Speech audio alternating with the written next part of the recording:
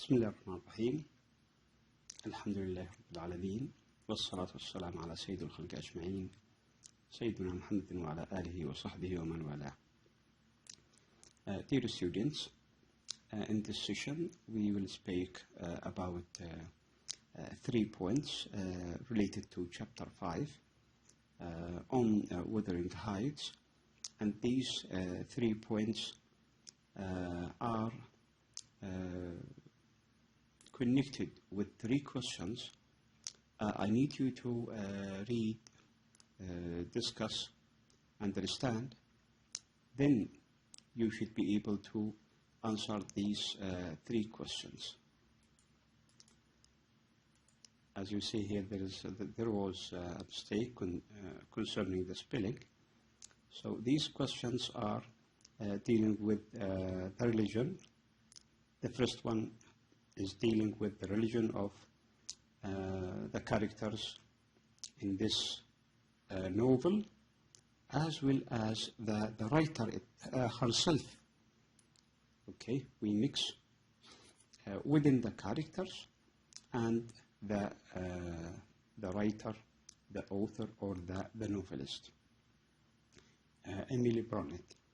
The second topic will speak about spirituality and metaphysics. We need to read some concepts, some ideas about these 2 ideas and their relationship with the novel Wuthering Heights. The third point will be about the mysticism, the concept of mysticism, okay, in Emily Brontë. And or we can say we need to talk about, we need to realize a sort of explanation about Emily Brontë as a mystic writer, for example, a person, writer or a person. All these 3 questions, you have to put them in your mind, you have to prepare them well, that they can be they can be a set of questions in your homeworks and quizzes or exams. If we start reading some hints, some concepts, some ideas about the religion of Wuthering Heights, we should start with the following: that Wuthering Heights is not a religious novel in the sense that it supports a particular religion. So here is what we call controversial idea. What is this religion? We need to speak about it. Christianity. Of course, we have no great idea about Christianity except from what we read, what we understand.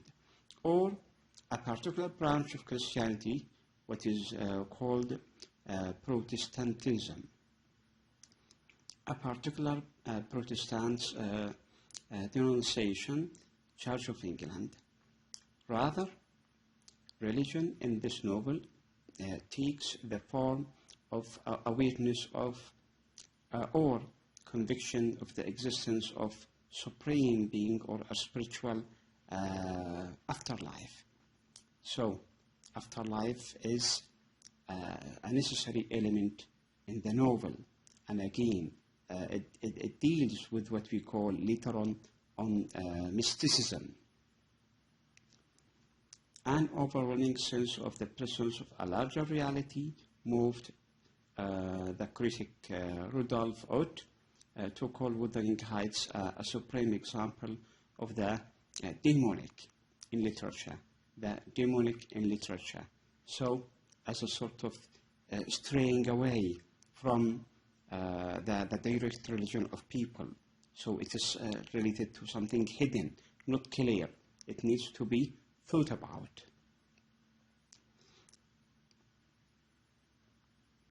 Let's have the idea of another critic. For Derek Tardis, the motive force of Bronët's novel is a thirst for religious experience. Here we have to make a space.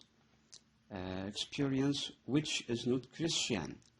Okay, according to what? To break the critic Drake Traversy. Okay, he says, this is his opinion, of course, that the novel, this work, is a thirst for religious experience. Okay, if we remember what we have said about the Gothic novel, the nature of supernatural elements as Gothic novel, we can realize why this critic says that at first it lacks. He means that the novel lacks, okay, Christianity. Experience mean applying here. We can see that it is what applying, which is not Christian.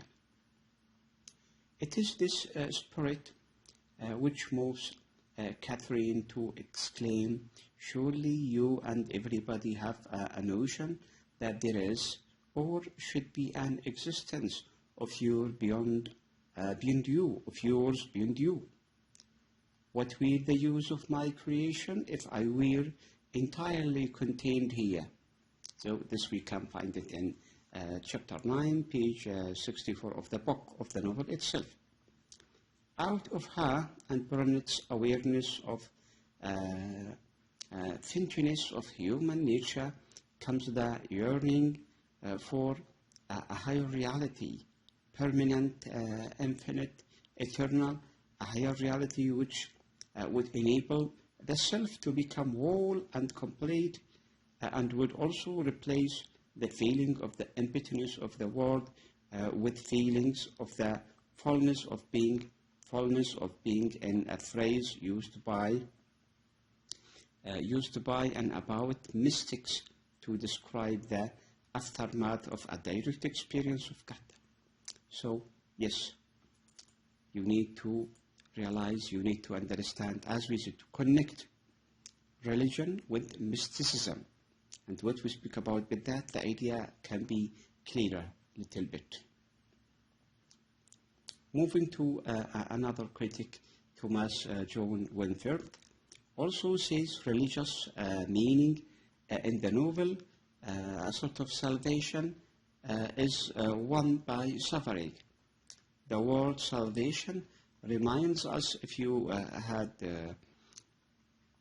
modern poetry with me, okay, of course we dealt with the Salvation Army of Major Barbara by George Bernard Shaw, okay, and we talked a lot about the concept of salvation, especially the idea of the father, Andrew Undershaft, and the daughter, Major Barbara Andrew Undershaft.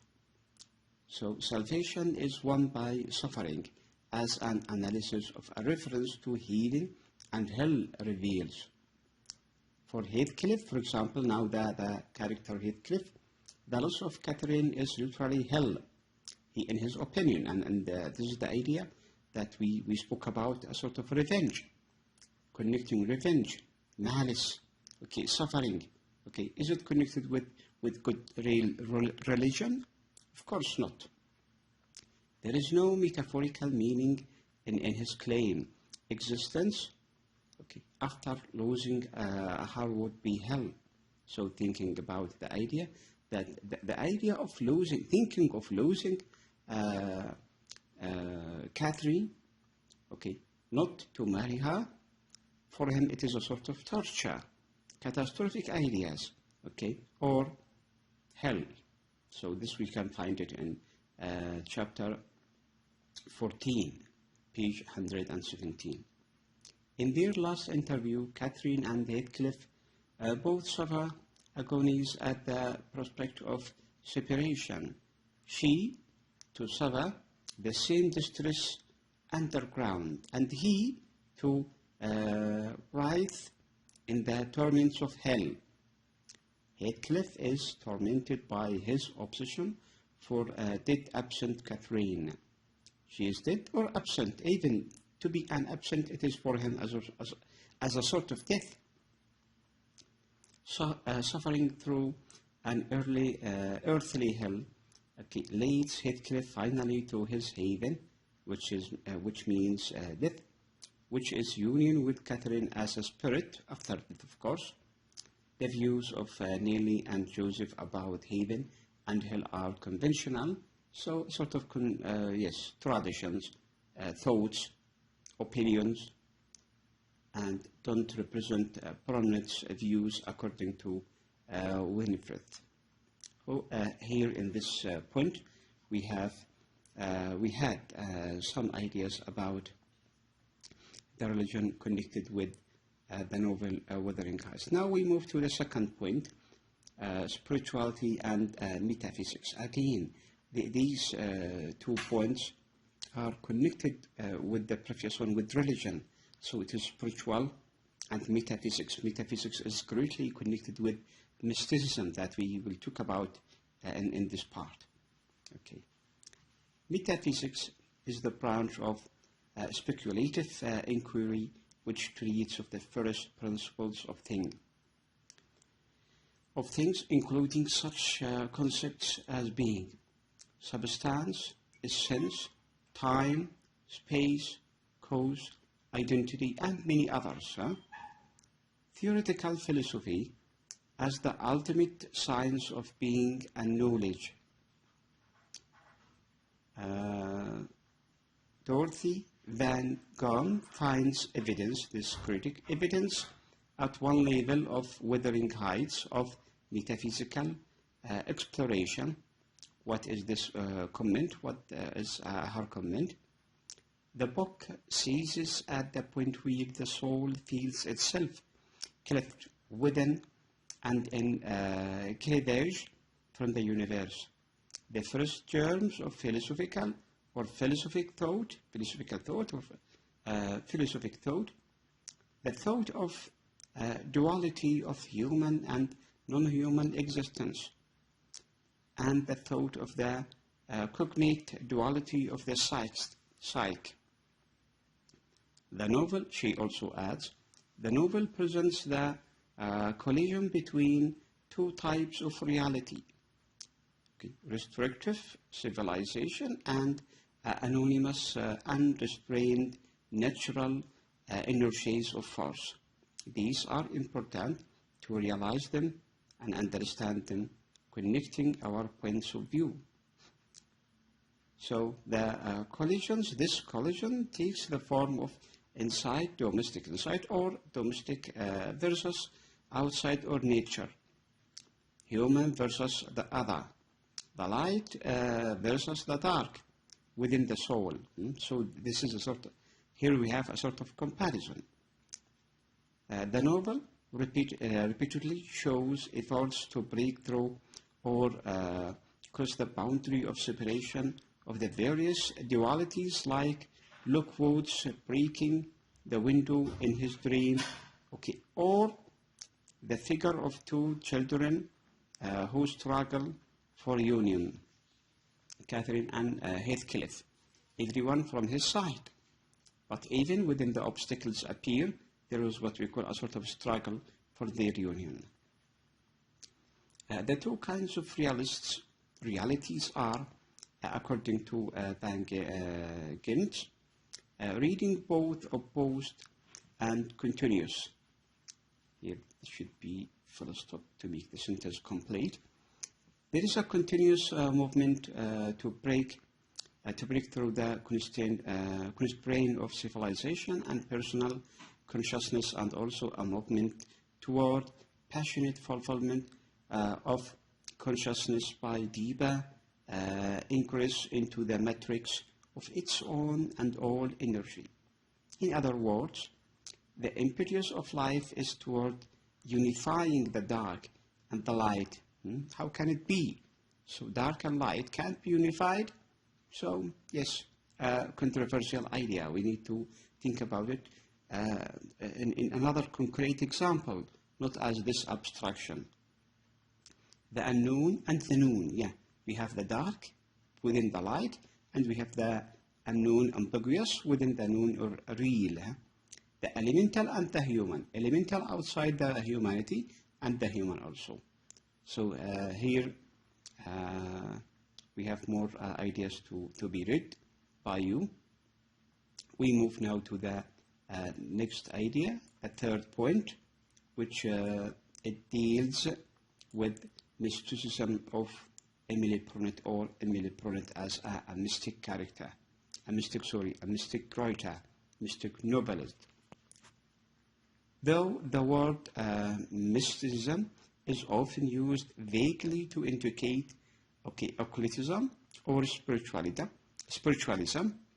it has a very specific meaning in Christianity and Western culture. So yeah, we have to think about the idea from the perspective, or from the point of view of the Western culture. To go with Evelyn Underhill as a critic, he defines Evelyn, I think she is a lady, defines mysticism as the direct intuition or experience of God, or the life which aims to union with God, to have a union with God. So that is a sort of explanation or definition by Underhill. So again, mysticism connected with what? With religion. All those concepts are related to each other, even with differences, there are similarities. With God and a mystic as a person who has, to a great or less degree or extent, such a direct experience on whose religion and life are centered not merely on the accepted belief or practice, but on that which he regards, Underhill, I mean here is that the critic is a man. It is known or realized by he regards as first-hand personal knowledge. If her use of God, if Brunet use of God is expanded to include a higher presence or force and spiritual reality, her definition includes most discussions of Brunet as a mystic. The mystic traditionally goes through 3 stages: purgation, purification of the individual, and disengagement from worldly affairs, illumination, convictions of God's power, and surrender to His will, and union with God. Typically, mystics experience oceanic feelings during union with God. Going with another critic, Ellen Morse. She defines oceanic feelings as alluding to the sensation of selflessness, and release from the flesh, and to the comprehension of the universal oneness that are often experienced on the open seas. Morse believes that, for Brunet, the expanse of the moors created oceanic feeling, as can be seen in her poems and novels. Yeah, so many things can be said about that, and I think this is enough for this point. I need you to read again, listen to the lecture with reading the chapter on the book, as well as on Rafid on the blackboard, and after joining the session on visual class, I hope that this is enough for this part, and in the next class we shall talk about Great Expectations and dealing especially with the writer, with the novelist Charles Dickens as a master of the English novel. So to revise what we have covered in this part, we covered 3 points. The first one is religion. So we have to think about that it is important to talk about it. Then spirituality and metaphysics. Yeah, I hope that you put these ideas in your mind. And mysticism, or Brunet as a mystic novelist. So within these you have to prepare your ideas, arrange your thoughts to answer questions like what we have here, understanding or relating to a sort of understanding of this chapter number 5. To say them again, the first question is comment on the concept of religion with reference to Wuthering Heights, the novel. The second one deals with spirituality and metaphysics. It says, explain your ideas on spirituality and metaphysics. Finally, you have to talk about mysticism after understanding Emily Brunett as a mystic writer. See you in the next class, inshallah. Wassalamu alaikum wa rahmatullahi ta'ala wa barakatuh.